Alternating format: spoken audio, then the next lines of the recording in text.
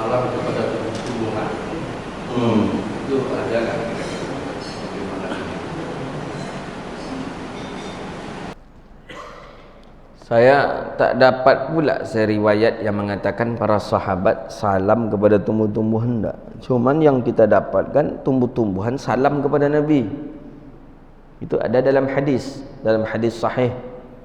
Batang kayu, pohon bersalam kepada Nabi dengan mengucapkan salam biasa.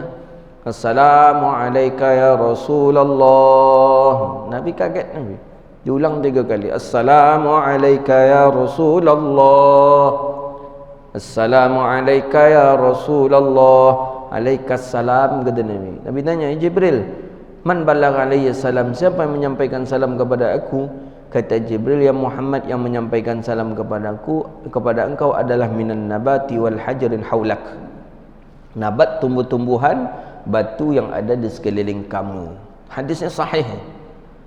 Kalau kita mengucapkan salam kepada pohon, kepada batang kayu, tak dapat begitu riwayat. Tak dapat. Ya.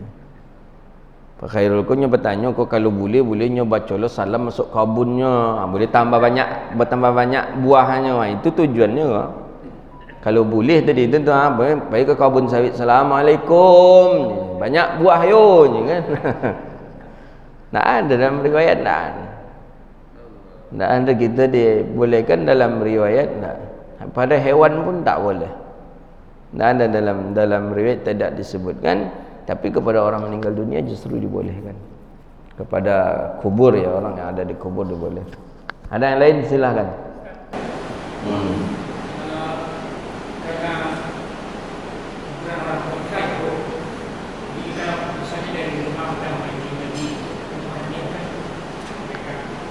Sampai ialah sampai. Pokoknya dalam mazhab Syafi'i itu niat tadi. Harus ada niat. Jadi harus ada niat, ya Allah, aku baca Quran ini sampai khatam, ya Allah, aku hadiahkan pahalanya untuk ibu bapakku, ya Allah, yang sudah meninggal dunia, ya Allah. Ya, baca sampai pahala. Awak dapat je pahala. Bukan berarti awak agen pahala atau awak nak mendapat pahala. Tak, kita pun dapat pahala. Sebagian dalam mazhab kita Syafi'i, walaupun tidak kita niatkan pahala tu sampai kepada ibu bapa, tapi ibu bapa kita saja, ibu bapa dan guru yang pernah mengajar kepada kita, tapi yang lain tak dapat. Itu. Tapi menurut Imam Ahmad bin Hanbal mesti ada niat tadi. Dalam mazhab Hanbali mesti ada niatnya. Maka paling elok pendapat yang kuat itu mengatakan memang harus ada niat.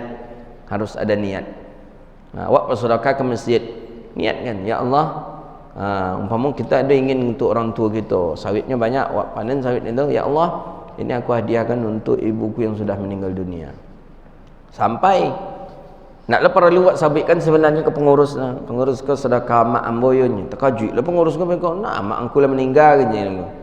Panjang prosesnya mereka, yo pahalanya untuk orang tua yang sudah meninggal dunia. Jadi walaupun orang tua kita jauh, makamnya, kuburnya kita ada di sini. Kita baca Quran, kita baca ayat, kita sedekah, sampai pahalanya, sampai. Tanpa mengunjungi kubur, apakah namanya ziarah juga? Gimana? Kita di rumah mengingatkan untuk ziarah Allah, di rumah tidak langsung. Tidak disebut dengan ziarah. Yang si zair itu memang dakhalal maqabir katanya, memang masuk ke pemakaman umum, itu si zair namanya. Tapi kalau tidak masuk, tidak bisa zair. Maka walaupun dia datang tapi dia tak turun juga tidak disebut dengan zair. Makanya Imam Nawawi ketika nampak kubahnya Imam Syafi'i, dia langsung turun dari tunggangan kudanya, langsung dia mengucapkan salam. Itu sudah disebut dengan zair. Ya, lewat di pemakaman, turun gitu, kemudian dari luar tu aja kita mengucapkan salam, kita disebut dengan si zair. Tapi kalau dari kendaraan kita buka kaca, ucapkan Assalamualaikum, kita baca Al-Fatihah, Qul Wallah, kita tidak disebut zair. Tapi sampaikah pahala? Sampai. Tapi kita tidak disebut sebagai orang yang berziarah ke kuburan. Begitu dia. Satu lagi yang biasanya menjelang Ramadan,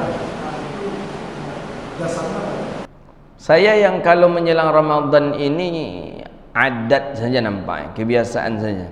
Cuman yang ada di dalam hadis itu setelah salat Aid. Ya ada hadisnya. Ba'dal Aid, habis setelah selesai salat Aid, ziarah kita ke kuburan. Itu memang ada dalilnya. Saya membaca dalam kitab Makanil Ilmi wal Ulama itu, karangan Syekh Nuruddin Marbu Banjari. Itu setelah Aid, habis setelah selesai salat Aid, ada yang pulang ke rumah, ada yang langsung ke kuburan. Itu ada dalil. Nabi sering ziarah kubur tu mungkin ya, faktornya karena memang kubur itu dekat dengan rumah Nabi, kan begitu.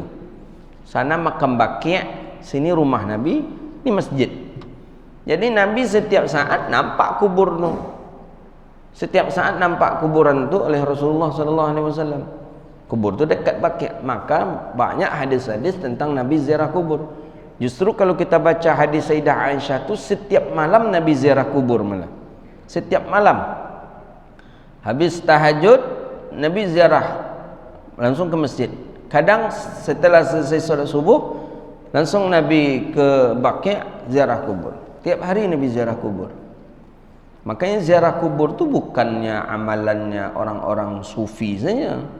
Bukan kuburiyun itu orang-orang yang ahli mubtadi' bid'ah, enggak. Justru ziarah kubur itulah ulama, amalannya para salafus saleh dan amalannya baginda Nabi sallallahu alaihi wasallam. Dan kita diajarkan oleh guru-guru kita untuk ziarah kepada orang-orang yang sudah meninggal dunia. Ya hadis dah banyak tadi nah. Dah kita jelaskan sebanyak tu hadis. Ya percaya atau tidaknya lah yang boleh kambing jo burung tadi je lah. Muda kambing je burung ego yo itu kambing. Awak kecawak burung kecawak nyo kambing keceknyo burung nyawak kambing burung ceknya. Kecek awak burung keceknyo kambing ndak percaya burung kata kita. Keceknyo kambing aja. Dak tabang burung tadi akan burung kan kecek awak dan keceknyo indak kambing tu keceknyo lo. Cuma kambingnya punya sayok kecek lo. Nek saking dak nyo kalah lah jadi tu burung tetap je kambing keceknya lo. Jadi kalau dalil lah cukup lah dalil sebanyak tu dalil kita berikan. Cuman mereka tidak mau beramal, ya terserah kepada mereka saja. Asal jangan mereka mencap kita orang musyrik. Kalau kita baca karangan mereka itu memang iya orang yang lebih bertauhid Abu Jahal dan Abu Lahab dibanding orang seorang mukmin yang ziarah kubur. Kan kasar itu. Kasar sekali itu. Tapi begitulah disebabkan karena akidah uluhiyah rububiyah dengan asma wa sifat. Itu panjang pula lagi. Hadza wa billahi at-taufiq. Rabbana atina fid dunya hasanah wa fil akhirati hasanah wa qina adzabannar. Allahumma faqihna fid din wa 'allimna at-ta'wil wahdina ila siratikal mustaqim.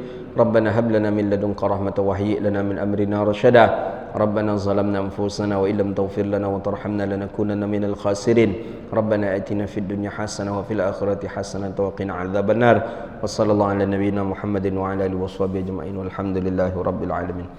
Demikian, mohon maaf bila taufiq. Assalamualaikum warahmatullahi wabarakatuh.